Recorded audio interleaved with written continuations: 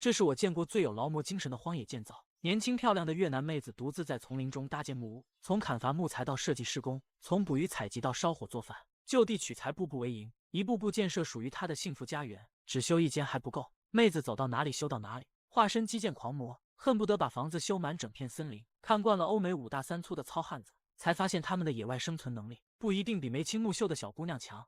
这里是越南境内的某一处原始丛林，漫山遍野都是茂密的绿色植被。戴着棒球帽的妹子背着背包走在林间的小路上，寻寻觅觅许久，终于找到一处面积不大不小的空地。她要在这里亲手建造一个温馨的小屋。建造木屋最麻烦的步骤不是搭建屋子，而是处理加工一根又一根的原木，用手锯将砍伐来的木头切割成段，滋啦滋啦的声音稍显刺耳，木屑横飞如同雪花。随后再一点一点将木头表面的树皮削掉，露出黄白色的木质纤维，把砍刀当成铁锹来用，在地面上挖洞，地洞深度大约40厘米左右，基本可以埋住半条胳膊，然后将4根长长的木桩插进去。在此之前要先在木桩的下半部分砍出凹槽，搭建木屋的时候可以起到加固作用。他把长约2米的木桩插进地洞，底部埋土夯实土壤，然后再把3根相对较细的木头横向摆放，卡在刚才砍出来的凹槽中，这样就形成了一个矩形支架。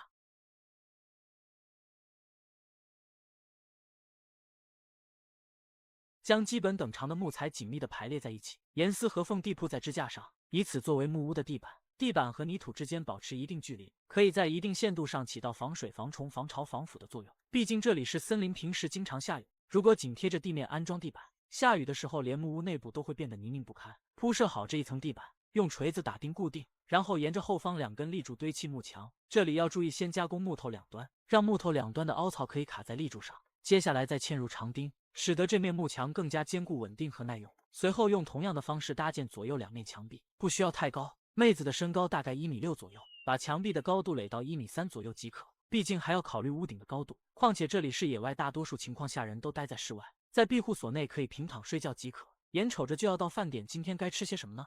森林中动植物资源十分丰富，只要耐心寻觅，总能找到可以果腹的食材。森林中遍布水源，有水的地方就有鱼或者各种两栖生物。寻寻觅觅，四处翻找，妹子抓到了一只个头尚可的虎纹蛙。咱们国内也有很多农户在饲养这种蛙，做成的菜肴就是我们所熟知的田鸡。考虑到这里的地理位置，很有可能抓到的是泰国虎纹蛙。把捕捉到的蛙用藤绳串起来，串成一串挂在木屋的立柱上，然后把木头劈成柴火，点燃篝火，冒出浓烟，等待木头烧成木炭。光有荤菜还不行，得再搞一些素菜。相较于散落在丛林各处的野菜，妹子更喜欢吃芭蕉树的树心。芭蕉心也是一道很有东南亚特色的美食。砍掉层层树皮，露出又白又嫩的树心，如同白玉石一般一尘不染，摸上去手感有些滑腻，口感又脆又甜，直接吃也是可以的，甚至还能拉丝。但妹子不打算生吃，和田鸡一起放在铁锅里煎熟，少加一点清水煮一煮，再撒一点随身携带的调味料，这样就做出了一顿美味的晚餐。在等待晚餐做熟的时间里，他拿着砍刀继续加工立柱，不仅要砍掉树皮，还要在柱子的上方砍出凹槽，上方固定倾斜横梁，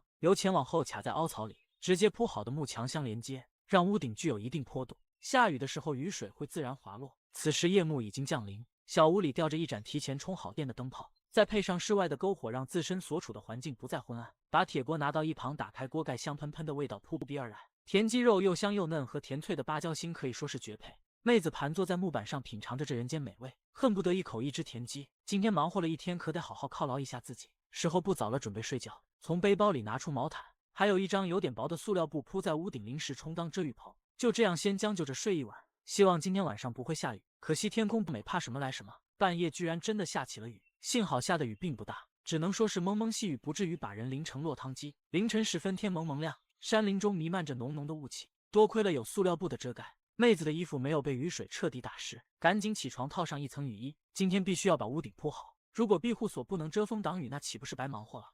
于是他拿起一根根比较细长的木头，横着固定在房顶，首尾两端都要用锤子打钉，牢牢固定在左右横梁上，这样就形成了条纹式的房顶支架。随后再把比较粗壮的木桩劈砍成片状，加工成一片片木板。这些木板专门用来铺设房顶，在此之前要先罩上一层绿色的尼龙布，以此作为屋顶的防水层。先垫好防水层，然后再把木板铺上去，同样要用锤子反复打钉，木板与木板之间尽量做到严丝合缝、紧密排列。需要的话可以错落分布、高低堆叠。归根结底是为了增强木屋的防水能力。经过这一番忙活，这间小屋总算具备了遮风挡雨的能力。就算今天下起瓢泼大雨，妹子躲在室内也不会被雨水淋到。木屋的后墙已经架设完毕，左右两边的侧墙只铺了一小半，接下来要把两面墙壁补全。步骤相对来说比较简单，无非是把等长的木头垒上去，每一个木头的两段都要打钉，让房子足够结实稳固。左右侧墙填补完毕，下面开始铺设正墙。先在横梁的1/3处安装一根立柱，用这根垂直的立柱来进行分区。左侧是入户门，右侧是墙壁和窗户。将等长的木头整齐排列，从下往上开始垒墙，要注意留出窗户位置。左右两侧可以用木板来充当窗框。经过这一番忙活，这间屋子已经基本成型，起码可以正常居住了。从明天开始要做的就是完善细节，尽量使它变得更加美观和宜居。今天是个阴霾天，雾气重重，能见度很低，森林中的透光率本来就不高，处处都是树木投下的阴影，导致今天天黑的特别快。这才刚刚到下午，周围环境就已经变得很黑暗了，赶紧燃起篝火驱散雾气。昨天还有剩下的田鸡没有吃完，不如今天再吃一顿。有一说一，野生田鸡口感确实不错，肉质鲜美，很有嚼劲，用来做烧烤再合适不过。今天就忙到这里，等明天天色变好之后再继续干活。转眼又到新的一天，笼罩森林的雾气已经基本散去，天色变得明亮了许多。在这大好天气里干活，连心情都变得更好了。妹子手持砍刀走进森林，专门砍伐又细又长的木枝。她要用这些细木枝制作门窗，用手锯把它们切割成段，然后再用刀削掉粗糙的表皮，只留下黄绿色的木芯。将这些等长的木芯并排摆放，安装固定在平行的双排木架上，用钉子固定好，然后再装到空窗的位置上，这样就做好了一扇可以灵活开合的窗户。妹子来森林中探险建设家园，并不是临时起意，她早已经做好了充足的准备，背包里甚至还藏着一面渔网。森林中不缺木头，不缺水，不缺水就意味着不缺鱼，不缺鱼就意味着不缺食物。妹子提溜着薄薄的渔网，沿着溪流的方向找到一处面积不小的水潭，用石头压着渔网的一端，然后从岸边往水潭中间位置行进，一点一点把渔网扯开。清澈的水潭还是有一点深度的，可以淹到腰部位置。如果不出意外，这个水潭里一定有不少。架设好渔网，回到木屋耐心等待。利用这段时间，不妨给木屋再造一个屋檐。做法倒是比较简单，先在门前插入2根立柱，和门帘保持30厘米左右距离。这2根立柱的上方用一根长木棍连接起来，如此一来，上方便形成了一个略微倾斜的支架。铺设屋顶时还剩下不少木板，重新把这些木板拾起来，从左往右装在支架上，这样就做成了一道屋檐，可遮阳可防雨。眼瞅着就要到饭点，妹子放下手里的活，再次来到水潭边，快速收起渔网，果然捞到不少好货，一口气捕到5条体型不小，目测每一条都在2斤以上，林林总总加在一起，这一把差不多捞了10斤的鱼，难道还不够小姑娘一个人吃吗？先用水边的砂石磨刀将这几条鱼简单处理一下，刮掉鱼鳞，去除内脏，然后用长长的藤条串联鱼嘴和鱼鳃带回家，就挂在屋檐下方。那全身又被河水浸湿了，换一身清新亮丽的衣服和一条短裤，这套衣服非常能凸显妹子的身材，越看越让人喜欢。她从附近搬来不少碎石头，把这些石头堆放在一起垒成灶台，中间留出空位，专门用来放置劈好的木柴。点燃篝火，冒出烟气，等待木头烧成木炭。灶台两边竖立支架，上方架起一根木棍，把刚才捕来的鱼挨个挂上去，这才是原汁原味的烟熏烤鱼。利用等待的时间，把那一个木桩砍成一半，削去粗糙的树皮，最后安装4根短木棍，这样就做成了一个小板凳。烤鱼的香气扑鼻而来，让人馋到想流口水，不如现在就吃一只解馋。妹子用木棍插着其中一条，直接放在炭火堆里快速加热，没过一会儿就烤熟了。先吃一条解馋，剩下的晚上再吃。淡水鱼鱼肉鲜美，唯一的缺点就是鱼刺太多，不能急躁，得慢慢享用才行。一看妹子就是一个爱生活的人，修建好的小木屋已经能住人了，但这还不够，还想让这间屋子变得更加精致温馨。之前已经安装了窗户，接下来再装一扇门，入户门口还要铺设脚垫，如果周围再围一圈栅栏就再好不过了。想到这里，说干就干，要想达到这些小目标，需要更多的木材，于是跑到丛林中寻找和砍伐合适的树木，随后将锯成段的木头通通搬回家，先削一削树皮，把一根比较短的木头当做锤子用，借助砍刀将收集来的木头劈成木板，暂时放在一旁备用。和制作窗户的流程类似，先锯2根比较长的粗木棍，这些木棍的长度刚好可以和入户门的高度保持一致，平行摆放在地面上，上下两侧安装木板，然后再将剩下的木板填补上去，左右两侧都要钉钉子，这样就做成了一面门板，正好可以安装在门框上。门板和门框用韧性较高的藤绳捆绑，这样一来房门就可以内外开合了。光有门窗还不行，又拿来3个木板，沿着门口的地板边缘向外延伸，突出房门将近20厘米。紧接着拿起锤斧，在门口的空地上勾勒出一个矩形区域，想要在这一片空地上铺一层脚垫，类似于咱们国人喜欢在门口的地面上放一张入户地毯。无论是入户地毯还是木质脚垫，所起到的作用基本上是一致的。接下来开始挖土，不需要挖多深，把这片空地的水平高度降低5厘米即可，将棕黄色的土壤都扒拉到一边。手头还有一根没有派上用场的木桩，用手锯把它切成片，一片片木头的厚度正好5厘米，搭配同样厚度的木板，整齐划一地铺在土坑里，直接把地面填平，这样就形成了一层脚垫，基本和入户门连接在一起。下雨的时候走进屋里，脚下不会沾泥。热带雨林真就是一个百宝箱，里面什么东西都有，仔细找一找可以挖掘到不少野菜。小姐姐收起来很多野菜和薄荷叶，放在铁锅里用水洗一洗，架在火上等待煮沸。在篝火里多添一些木材，让火烧得更旺一点。挂在半空中的烤鱼已经变得焦黑，表面形成一层又黑又硬的壳。把这一层焦黑的皮去掉，里面的肉虽然不嫩了，但非常有嚼劲，已经变成了烟熏鱼干。手撕成片放在芭蕉叶上，配上一锅煮菜，一顿有荤有素的晚餐便制作完毕。尝起来还真不错。篝火上方还挂着2条鱼，只要制作成烟熏鱼干，就可以保存很长很长时间，不用担心它会腐坏掉。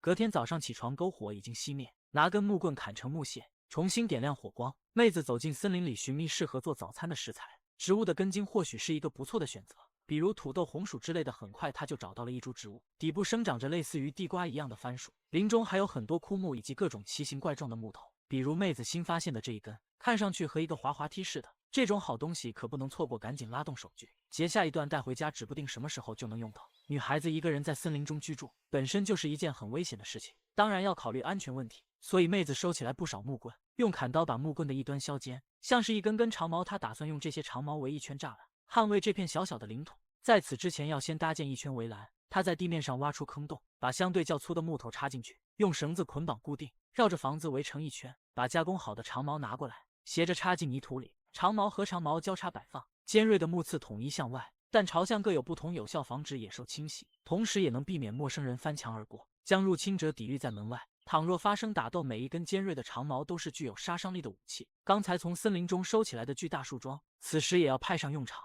先用小刀把凹槽内部的毛刺刮干净，用清水好好清洗一番，确保凹槽内部足够光滑洁净。把收起来的地瓜削皮去叶，只留下可食用的部分，仔仔细细清洗一遍，全都切成片放在凹槽里。把削皮的木棍当作木杵，就像捣蒜一样，把地瓜片捣成黏糊糊的淀粉团，添加清水放在锅里加热。等待水开的时间里，他从林中收集来不少带刺的荆棘藤蔓，缠绕在长矛栅栏上。如果有人想要强行翻越栅栏，势必要遭受皮肉之苦。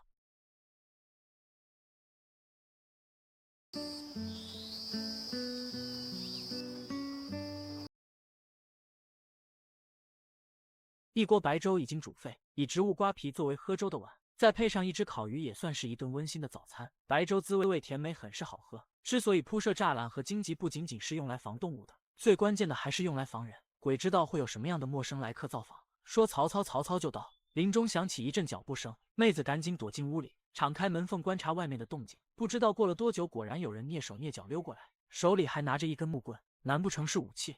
一看就不是什么好人。妹子拿着砍刀敲门，大声喊叫，陌生人来客赶紧逃离，但在逃走之前顺走了仅剩下的一只烤鱼。坏消息是坏人偷走了1条鱼，好消息是坏人只偷走了1条鱼，没有做更过分的事情。当然以着妹子的武力值和一地的长矛，1对1 solo 谁也不怕。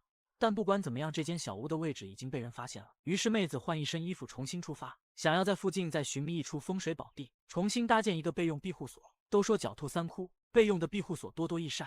这次他找到的是一座巨大的树根，树根的形状曲折诡异，根植于石头之间，恰好与地面形成一个夹角。这不就是一个天然的洞窟吗？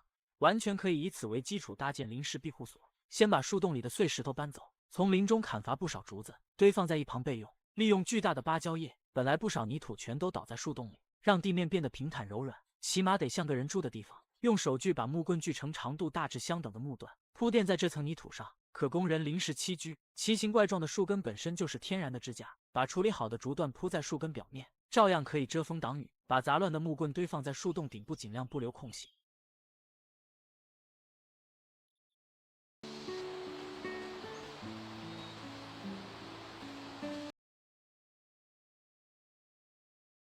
附近就有一处水潭，可以收集今天的食材了。水潭里有很多河螺，顺便还捡到好几只个头不小的河蚌，这些都是可以食用的。用清水把河蚌与河螺清洗干净，包在芭蕉叶里带回树洞。路上还抓了一把可以食用的叶子，多砍一些木柴，让火烧得更持久。烧火热水，准备吃饭。把叶片与河蚌都放在锅里煮熟。这些叶子可以去除河蚌肉的腥味。煮熟之后，贝壳自动张开，撒上野菜的碎末，放在木炭上烤一烤，充分激发它的香味，尝起来味道十分鲜美。那一大堆河螺倒像是拌嘴的零食，肯定不能填饱肚子，但可以让人过嘴瘾。煮熟之后，一个一个浓缩很久。此时天色已经彻底暗了下来，黑暗中只有这团火焰在熊熊燃烧。这个树洞很隐蔽，肯定不会有人发现。自从遇到了陌生人的造访，妹子多少感到有些不安全，暂时先撤回家。过了差不多1周的时间，又重返森林。她果然还是喜欢在野外生活。这次她携带的装备同样十分简单，但穿了一件更厚实的衣服。她所处的位置植被十分茂密，找不到那么完美的树洞，也找不到适合搭建房子的空地。经过一番寻觅，找到一处适合搭建庇护所的地方。先用砍刀把杂草去除掉，然后再把碍眼的石头刨开。搬开石头之后，露出土壤，使劲挖土，尽量让地面变得更平整。只有相对平整的地面才适合居住，哪怕只是住1、2晚。经过这一番折腾，终于清理出一片4平米左右的空地，周围有很多腐朽的木材，还有一些早已被弃之不用的木板，可能是多年之前的伐木工留下的。腐木的树皮也可以拿来使用。把这些杂七杂八的木材搬过来，斜着依靠在大树与地面之间，硬生生架起来一处可供临时居住的空间，顶多塞进去1个人，但这已经够用了。刨土不能光靠手挖，妹子砍了一根木棍，将木棍的一头削尖，可以当成木铲来用。妹子的丛林生活经验十分丰富，知道什么地方有小动物出没。很快她就发现了一处洞穴，从侧面的土坡上迂回挖坑，硬是刨出来一个大洞，果然发现一只凶巴巴的竹鼠。不知道大家是否还记得曾经爆火一时的化农兄弟，这就是化农兄弟养的那种竹鼠。想来也是这片森林里有不少竹子和竹笋，自然很适合竹鼠生活。众所周知，竹鼠是为数不多可以制作成美食的老鼠之一，现在就逮到了一只，不把它做成一顿美餐简直天理难容。可怜巴巴的竹鼠无法反抗，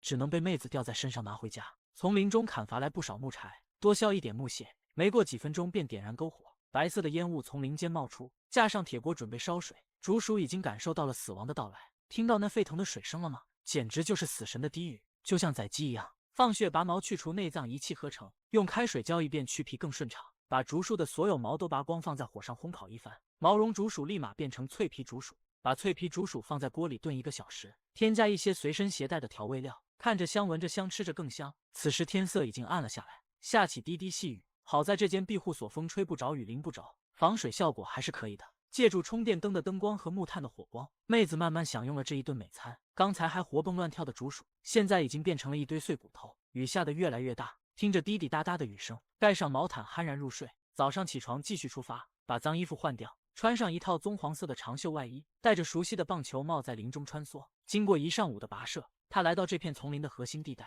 今天的庇护所就修在这里。重复之前的步骤，先用砍刀把地面上的灌木丛清除掉，各种杂草通通扔到一边，然后挥舞木棍开始挖土。先挖出一个能够容身的土坑再说。从林中砍伐新的木材，锯成木桩插在地面上，木桩的底部深深埋在土壤里，上方则固定横梁。妹子从林中找到不少废弃的板材，不知道被人遗弃了多久，表面已经长满了青苔。闲着也是闲着，干脆全部拿来铺成庇护所的屋顶，斜着靠在横梁上，下方留出一个3角空间。由于是在土坡上挖的坑，左右2侧本身就是土墙，所以不用考虑建墙的问题，只需要把砍伐来的木头塞进去，铺设一层地板，用脚踩一踩，彻底夯实，这样就可以安心躲在里面休息了。今天逮不到竹鼠，但是可以收集蘑菇。真菌类的植物就喜欢长在腐朽的木头上，而且是一片一片的，只要不是长得太奇怪，颜色不是五彩斑斓的那种，基本都是没有毒的。采集来煮熟便可食用。顺便再挖几颗地瓜，来到水潭边给地瓜削皮，连带蘑菇清洗干净，切成块放在铁锅，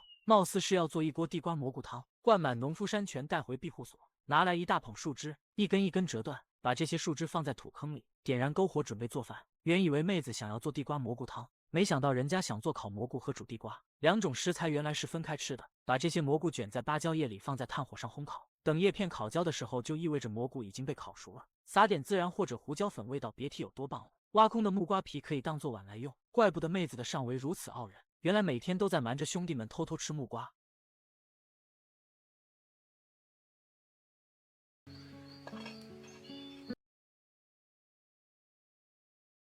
森林里没有什么娱乐活动，吃完准备睡觉，等待新的一天到来。有一说一，妹子是不是上辈子没住过房子，这辈子化身建屋狂魔，每到一个地方都要修建庇护所，修建各式各样的木屋，驾轻就熟。这不，他又找到一处天然形成的岩洞，与其说是岩洞，倒不如说是山坡和大石头组成的夹角。按照惯例，先清理地面，把地面上的杂草和石头都去除干净。这块空地还是比较平坦的，起码比之前的庇护所干净利索很多。作为名副其实的森林破坏者，妹子的伐木技术也是一流，又不知道从哪里砍来一根粗壮的木头，一屁股坐在地上，把这些木头砍成薄薄的木片堆在一旁备用。随后在地上挖洞，将2根比较粗壮的木棍插进去，上方固定2根短木，用麻绳牢牢捆绑，直接顶着后方的岩石，可以在一定程度上起到加固的作用。虽然我并不认为这2根木头可以撑起这么大的岩石，把刚才切下来的薄木片整齐地铺在地上，从前往后，从右往左紧密排列，就像玩俄罗斯方块似的。不知道过了多久，终于铺好了一层由木片组成的地板。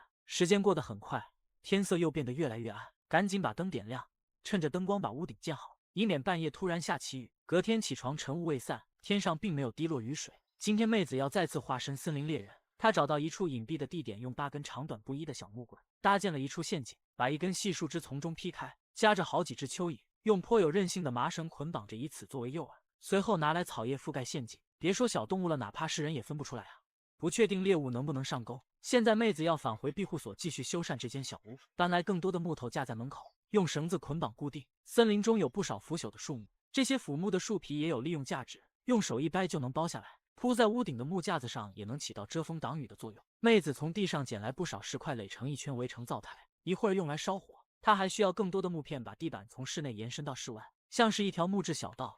铺上这一层木片，就算天空突然下雨，庇护所门前的地面也不会变得泥泞不堪。忙完手里的活，回到陷阱查看情况，果然有猎物上钩了。定睛一瞧，是一只叫不上名字的鸟，看上去有点像隼，但又像某种山鸡。甭管叫什么名字，甭管它是几级保护动物，反正今天吃定它了。归根结底是要进肚子里的。对于妹子来说，给鸟拔毛比给自己脱衣服都熟练。挖走内脏，仔细清洗，串在木棍上，用篝火慢慢把肉烤熟。烘烤差不多1个小时，一只近乎完美的烤鸡便制作完毕。夜幕也逐渐降临，这种野生鸟类的肉非常紧实，吃起来很弹牙，满满的都是蛋白质，味道比普通家鸡好得多。用小刀一点点削着吃，这美妙的口感谁吃谁知道。